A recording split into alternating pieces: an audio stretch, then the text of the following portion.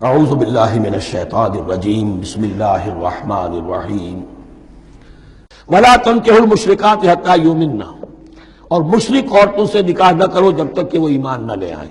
وَلَأَمَةٌ مُؤْمِنَةٌ خَيْرٌ مِّن مُشْرِكَةٍ وَلَوْ أَعْجَبَتْكُمْ، ایک مومنہ خواہ وہ لونڈی ہو وہ بہتر ہے ایک مشرکہ سے خواہ وہ آزاد عورت ہو، وَلَوْ أَعْجَبَتْكُمْ، اور مزید یہ کہ وہ تمہیں اچھی بھی لگتی ہو۔ وَلَا تُنكِحُوا الْمُشْرِكِينَ، اور نہ اپنی عورتوں کا نکاح کرو، نکاح میں دو اپنی عورتوں کو، اپنی بیٹیوں کو مشرکوں کے، حتیٰ یؤمنوا، جب تک کہ وہ ایمان نہ لے آئیں۔ وَلَعَبْدٌ مُّؤْمِنٌ خَيْرٌ مِّن مُشْرِكٍ وَلَوْ أَعْجَبَكُمْ، مسلمان اگر غلام ہے تو وہ بھی بہتر سمجھو مشرک سے جو آزاد ہے اور وہ تمہیں پسند بھی ہے، مالدار بھی ہے یا اور بھی ہے، اس کے اندر دوسرے پہلو بھی ہیں۔ اولئک یدعون الی النار، دیکھو وہ جو ہے وہ پکار رہے ہیں، آگ کی طرف بلا رہے ہیں، تمہیں بھی لے جائیں گے، تمہاری اولاد کو بھی لے جائیں گے۔ واللہ یدعو الی الجنۃ والمغفرۃ باذنہ، اللہ تمہیں بلا رہا ہے جنت کی طرف اور مغفرت کی طرف اپنے حکم سے۔ وَيُبَيِّنُ آیاتہ للناس لعلہم یتذکرون، اور اللہ اپنی آیات واضح کر رہا ہے لوگوں کے لیے تاکہ وہ نصیحت اخذ کریں۔ وَيَسْأَلُونَکَ عَنِ الْمَحِیض، اور وہ عورتوں کے ایام ماہواری کے بارے میں آپ سے سوال کر رہے ہیں۔ قُلْ هُوَ اذًا، کہہ دیجئے وہ ایک ناپاکی بھی ہے اور ایک تکلیف کا مسئلہ بھی ہے۔ فَاعْتَزِلُوا النِّسَاءَ فِي الْمَحِیض، تو حیض کی حالت میں اگر تمہاری بیویاں ہوں تو ان سے علیحدہ رہو، مقاربت نہ کرو۔ وَلَا تَقْرَبُوهُنَّ حَتَّى يَطْهُرْنَ، اور ان سے مقاربت نہ کرو یہاں تک کہ وہ پاک ہو جائیں۔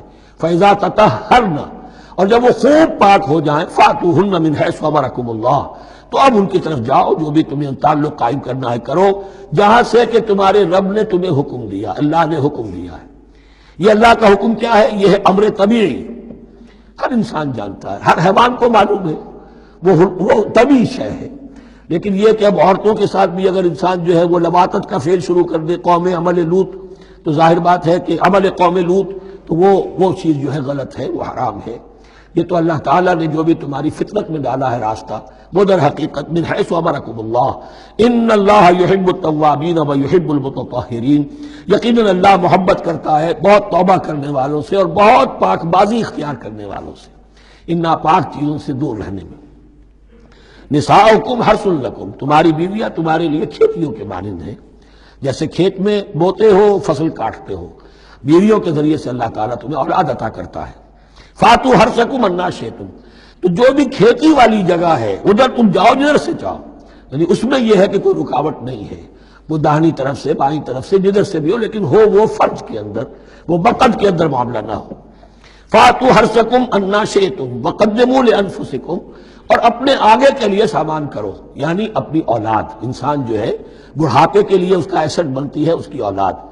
آج تو دنیا اولاد سے بھاگتی ہے، لیکن ایک زمانے میں تو اولاد جو ہے وہ عصائے پیری شمار ہوتی تھی۔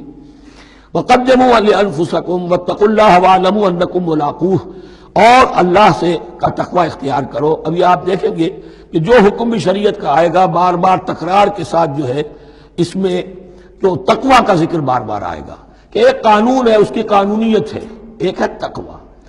قانون کی لاکھ پیروی کی جا رہی ہے، تقوی نہ ہو تو وہ قانون جو ہے وہ مذاق بن جائے گا، تماشا بن جائے گا، اس کے بعد مثالیں آئیں گی ابھی۔ وَاتَّقُوا اللَّهَ وَاعْلَمُوا أَنَّكُمْ مُلَاقُوهُ، اور اللہ کا تقوی اختیار کرو اور جان لو تمہیں اس سے مل کر رہنا ہے، حاضر ہونا ہے اس کے جناب میں۔ وَبَشِّرِ الْمُؤْمِنِينَ، اور اے نبی اہل ایمان کو بشارت دے دیجئے۔ صدق اللہ العظیم۔